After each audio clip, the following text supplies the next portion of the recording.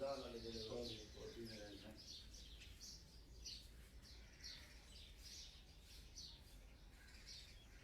ਤੇ ਪਰ ਮਸਜਿਦ ਹੀ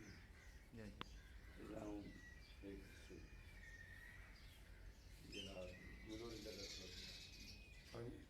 ਗੁਰੂ ਦੀ ਮਾਂ ਪਾਣੀ ਵਾਲਾ ਦਾ ਖੜਾ ਹੈ ਹਾਂਜੀ। ਯਾਰ ਮਸਜਿਦ ਦੀ ਬਣਾਈ ਨਾ ਜੀ सोचे कोई थोड़ी बनाई नफ वगैरह लोग आके बढ़ गए जी